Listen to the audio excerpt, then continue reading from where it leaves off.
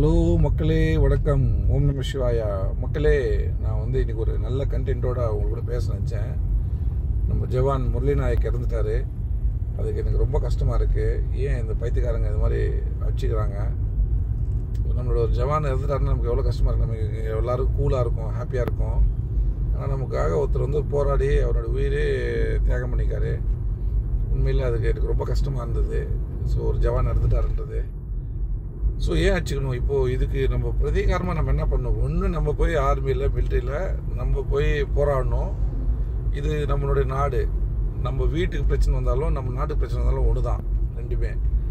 So நம்ம நாட்டுக்கு பிரச்சனை வந்துருக்குன்னா நம்ம வீட்டுக்கு பிரச்சனை வந்த மாதிரி தான் நம்ம நினச்சிக்கணும். ஒன்று, நம்ம போய் மிலிட்ரியில் இருந்து நம்ம தீவிரவாதிகளோட போராடணும். இல்லை நிறைய இன்கம் டேக்ஸ் கட்டி நம்ம கவர்மெண்ட்டுக்கு நம்ம சப்போர்ட் பண்ணணும். ரெண்டு தான் வழி. வேலை செய்யணுன்றது வழி கிடையாது. ஸோ இதில் என்ன ஒரு மெசேஜ் நான் நினைக்கிறேன்னு சொன்னால், அமெரிக்காவில் அன்றைக்கி ஒசாமா பின் லேடனை காலி பண்ணுறதுக்கு ஒரே நைட்டோட நைட் போனாங்க. போய் போட்டு தள்ளிட்டு வந்துட்டே வந்தாங்க. ஸோ அந்த மாதிரி இந்தியா ஏன் அந்த மாதிரி பண்ண முடியல?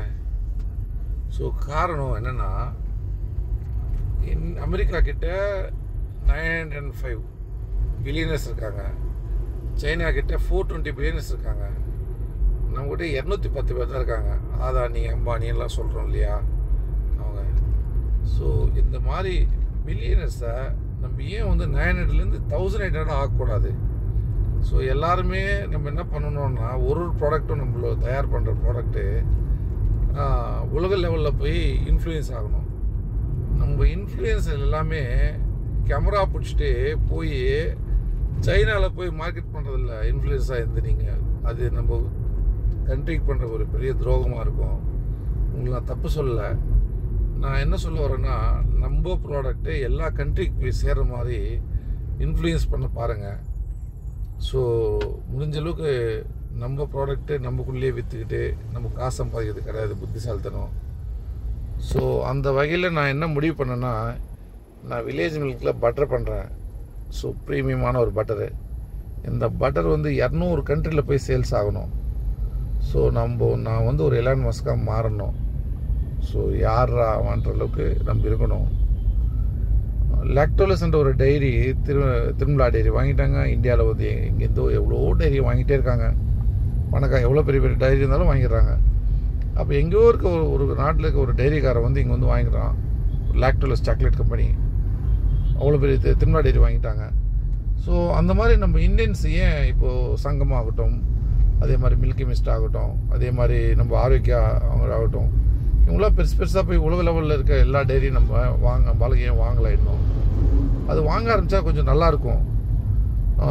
தயவுசெய்து மக்களே, எல்லாருமே நம்ம வெளிநாட்டில் போய் நம்ம ப்ராடக்ட் எடுத்து போய் ப்ரெசன்டேஷன் கொடுத்து பெஸ்ட் பிஸ்னஸ் பண்ணி நம்ம இந்தியாவுக்கு நிறைய இன்கம் டேக்ஸ் கட்டி இந்தியாவை வல்லரசாக்குவோம். நம்ம ஒரு ரூபா மதிப்பை கூட்ட பார்ப்போம்.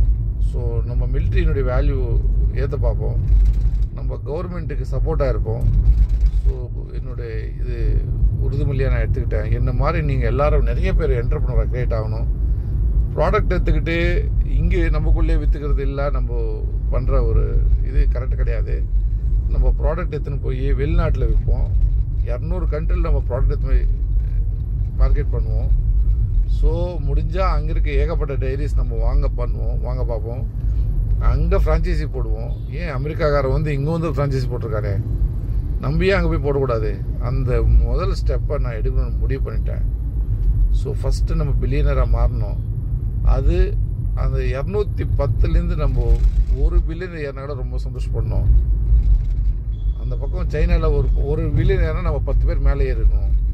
அந்த மாதிரி நம்ம எல்லோரும் ரெடி ஆகிட்டோன்னு சொன்னால் ரொம்ப நல்லாயிருக்கும் மக்களே. ஸோ எல்லோரும் திங்க் பண்ணுங்கள் அதை பற்றி.